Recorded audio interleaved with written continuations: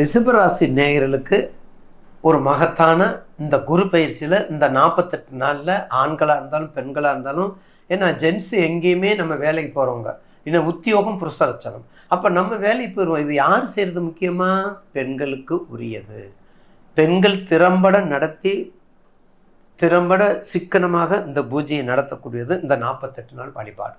அப்போ ரிஷபராசி நேயர்களுக்கு என்ன செய்யணும்? அப்போ ரிஷபராசி நேயர்களுக்கு உங்கள் ராசி வீட்டுக்கு தான், உங்கள் ராசிநாதனுடைய சுக்கிரன் வீட்டுக்கு தான் யார் வர்றது? குரு பயிற்சி ஆகிறார். என்னைக்கு? 1/5/2024. அப்போ குரு பயிற்சி ஆகிறாரு. அப்போ உங்கள் வீட்டுக்கு வந்துடுறாரு. அப்போ உங்கள் வீட்டுக்கு வரும்போது உங்களை முதல்ல என்ன பண்ணணும்? ஸ்டடி பண்ணணும். கார்த்திகை 2, 3, 4 பாதம், ரோகிணி, மிருகசீரிசம் 3 நட்சத்திரத்துக்கு நட்பு பெற்ற நட்சத்திரம். அந்த நட்சத்திரம் 3மே குருவினுடைய சாரத்துக்குரியது. குரு நட்பு கிரகம். குருவுக்கு நட்பு கிரகமான நட்சத்திரங்கள் தான். கவலையே வர வேண்டாம். நிச்சயமாக குருவினால் இது இந்த அசர குரு, தேவகுரு இதெல்லாம் இங்கே வேண்டாம்.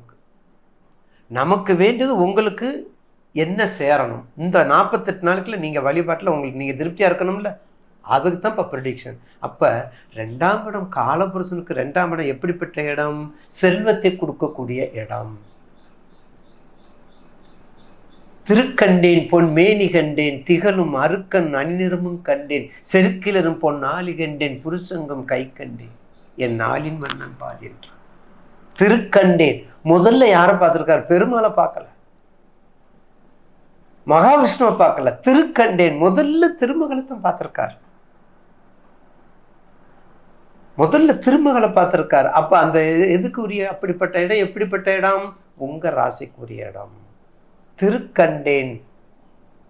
அப்ப 2வது இடம் மகாலட்சுமிக்கு வாசம் செய்யக்கூடிய இடம். ஏன்? சுக்கிரனுடைய அதிபதி மகாலட்சுமி. அப்ப குருவும் அங்கே வர்றாரு. இதை விட என்ன சிறப்பு? உங்களுக்கு என்ன இருக்கணும்? உங்க ஜனன ஜாதகத்துல என்ன திசை, நீங்க என்ன லக்கணம்? ரிஷபராசிங்கிறது இப்ப நான் சொல்லிட்டேன். நீங்க என்ன லக்கணம் அது பார்க்கணும்ல. அப்போ லக்னம் நீங்க துலாம் லக்கணம் இருந்தால் பிரச்சனையே கிடையாது. சுவாமி 8வது லக்கணங்கிறீங்க, பிரச்சனை. உங்க லக்கணம் தருவது துலாம் லக்கணம் ரொம்ப துலா லக்கணம் ரிஷபராசி ரொம்ப சிறப்பு.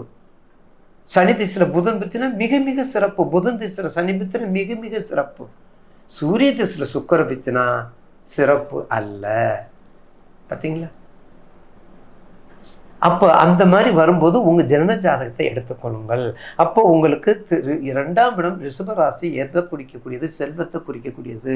கண்டிப்பாக லக்ஷ்மி வழிபாடு, லக்ஷ்மியினுடைய மந்திரங்கள், லக்ஷ்மியினுடைய மூல மந்திரம், லக்ஷ்மியினுடைய காயத்ரி மந்திரம் அழகா 2வது நாள். அப்போ ரிஷபராசி வெள்ளிக்கிழமை அதே மாதிரி வெள்ளிக்கிழமை வாங்க. உங்கள் ராசிக்குரிய நாள் வெள்ளிக்கிழமை வந்துடுங்க. காலையில் 6 to 7 சுக்கிர ஓரை, நைட்டு 8 to 9 சுக்கிர ஓரை. என்றைக்குமே நேத்தி கூட கேட்டாங்க, சுவாமி காலையில் நல்ல பூஜையெல்லாம் பண்ணுறது நல்லதா இல்லை மாலையில் நல்லதான்னு கேட்டாங்க. காலையில் பலன் அதிகம், மாலை வேலைகள் கொஞ்சம் குறை. ஏன்னா மாலைங்கும்போது இரவும் பகல் முடியக்கூடிய நேரம், இரவு வரவேற்கக்கூடிய நேரம். அந்த நேரமும் ரொம்ப சிறப்பாக இருக்கும். இருந்தாலும் காலை பொழுது எப்போதுமே ரொம்ப சிறப்பாக இருக்கும். 6 to 7 தான் வைக்கணும்னு கணக்கில். நீங்கள் 5 to 6 கூட நீங்கள் பிரம்மமுகூர்த்தத்தில் கூட நீங்கள் வைக்கலாம். 6 to 7 மட்டும் நீங்கள் எழுதிக்கிட்டே இருக்க வேண்டாம். 6 to 7 சுக்கிர ஓரையில் தான் நம்ம வைக்கணும். இல்லை அதுக்காக வீட்டில் சண்டை போட்டுட்டு வீட்டுக்காருக்கு எதுவும் செய்யாமல், குழந்தைகளுக்கு பள்ளிக்கூடத்துக்கு அனுப்பாமல், அந்த மாதிரி வேலையில் டிப்ரெஸ் பண்ணாமல் அதில் பிரச்சனை ஆகி உங்கள் பிரச்சனையெல்லாம் முடிச்சுட்டு 5 to 6 முடிச்சுட்டு அடுத்த குழந்தைகளை பார்க்குறீங்க. இல்லைன்னா 6 to 7 முடிச்சுட்டு அடுத்த குழந்தைகளை பார்க்குறீங்க. அப்போ 6 to 7 மிகுந்த உகந்த நேரம் வெள்ளிக்கிழமை. அதே ஒரு வாழை இலை எடுங்க. அந்த வாழை இலையில் மொச்சை இல்லை, வெள்ளை மொச்சை இருக்குது பாருங்க, வெள்ளை மொச்சையை போடுங்க. வெள்ளை மொச்சை போடுங்க, நல்ல மொச்சையை பரவி விட்டுக்குங்க. வெற்றிலை 6 வெற்றிலை வைங்க. 6 நெய் தீபம். சுக்கிரனுக்கு 6 நெய், அம்பாளுக்கு 6 பியூர் நெய் தீபம். நல்ல அகல் விளக்கில் மஞ்சள் குங்குமம் வைங்க. 6 அகல் விளக்கு, 6 அகல் விளக்கை ஏற்றுங்க. 6 அகல் விளக்கு ஏற்றும் பொழுது ரவுண்டாக ஏற்றுங்க. அது ட்ரையாங்கல், இந்த ரவுண்டில் ஏற்றுங்க. அப்போ ரவுண்டாக ஏற்றி அழகாக 6 அகல் விளக்கில் பியூர் நெய், பஞ்சு திரியும் தாமரைத்தண்டு திரியும் சேர்த்து போடுங்க. பஞ்சு திரி மட்டும் போட்டால் கஷ்டமாக இருக்கும், தாமரைத்தண்டி போட்டாலும் கஷ்டமாக இருக்கும். தாமரைத்தண்டு திரியோட பஞ்சு திரியும் சேர்த்து போடுங்க. அப்போ பஞ்சத்திரியும் சேர்த்து போடும்போது நின்று எரியும். அப்போ போட்டு லக்ஷ்மியினுடைய வழிபாட்டை கண்டிப்பாக நல்ல முறையில் நல்லா 108 மந்திரங்கள், அஷ்டோத்திரம் இருக்குது, மூல மந்திரம் இருக்குது, காயத்ரி மந்திரம் இருக்குது, சுக்கரனுடைய காயத்ரி இருக்குது, எத்தனை நிறைய நம்ம முன்னோர்கள் நமக்கு வழிவகுத்து கொடுத்துருக்காங்க.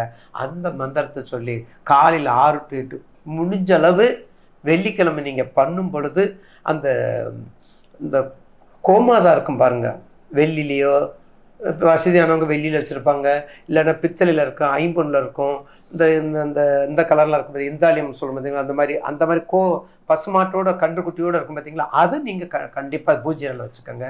வலம்புரிச்சங்கு வச்சுக்கோங்க, குறிப்பாக வலம்புரிச்சங்கு வச்சுக்கோங்க. வெள்ளிக்கிழமை பண்ணும்போது எல்லா 12 ராசிக்காரவங்களுக்கும் வலம்புரிச்சங்கு வச்சுக்கலாம். அதுக்காக வெள்ளிக்கிழமைக்கு மட்டும் சுக்கிர ரிஷபத்துக்கு மட்டும் அல்ல, வலம்புரி சங்கு எல்லா ராசிக்கும் உண்டு. 12 ராசிக்கு வலம்புரி சங்கு பூஜையில் வச்சுக்கலாம். அதே மாதிரி உங்கள் வீட்டில் உள்ள திருமேனி நடராஜராக இருந்தாலும் சரி, சிவருமா இருந்தாலும் சரி, லிங்கமாக இருந்தாலும் சரி, விநாயகராக இருந்தாலும் சரி, முருகன், அம்பாள் யார் இருந்தாலும் வலம்புரி சங்கு மூலமாக நீங்கள் தீர்த்தத்தை கொடுக்கும் பொழுது, தீர்த்தத்தை அபிஷேகம் பண்ணும்போது கோடி புண்ணியம், மிகப்பெரிய செல்வம் கிடைக்கும். அப்படி நீங்கள் வெள்ளிக்கிழமை அந்த பூஜையை செய்து வந்தால் கூடுமானுள்ள வெண்தாமரை போடுங்க. வெண்தாமரை வாசமுள்ள தாமரை, வெண்தாமரை, அடுத்த மல்லி, ஜம்பங்கி, இப்படிப்பட்ட பூக்கெல்லாம் வச்சு நல்ல வாசமுள்ள பூ ஒரு 10 நிமிஷம் செய்ய போகிறீங்க. குறிப்பாக கண்டிப்பாக வெண்தாமரை இருக்கணும். அந்த மாதிரி பூஜை பண்ணிக்கிட்டு வந்தீங்கன்னா நிச்சயமாக வெள்ளிக்கிழமை 47 நாள், ஒரு மண்டலத்தில் 47 நாள் பாருங்கள், 48 நாள் பாருங்கள். சுவாமி நீங்கள் சொன்னதில் ஒரு நாள் கூட தவறலை. நாங்கள் செய்யாதனால எங்கள் பொண்ணு செய்கிறா, நாங்கள் செய்யாதனால எங்கள் வீட்டுக்காரர் செய்கிறாரு. அந்த மாதிரி கண்டினியூ செய்யணும். ஏன்னா பெண்கள் 4 நாள் 5 நாள் வெளியே போயிடுவீங்க இல்லை, அதுக்காக நீங்கள் செய்யக்கூடாதில்ல. அதுக்கு வேண்டியதான் உங்கள் பையங்க, உங்கள் பொண்ணு, உங்கள் வீட்டுக்காரர், அவங்க கண்டினியூ செய்யணும். குறைஞ்சது குலதெய்வம் பிள்ளையாரு அந்த வெள்ளிக்கிழமைக்கு வேண்டிய தெய்வம், இஷ்ட தெய்வம். உங்களுக்கு வெள்ளிக்கிழமை எந்த தெய்வமோ மகாலட்சுமி வழிபாடு பண்ணிக்கோங்க. நிச்சயமாக அதில் எந்த மாற்று கருத்தும் இல்லை.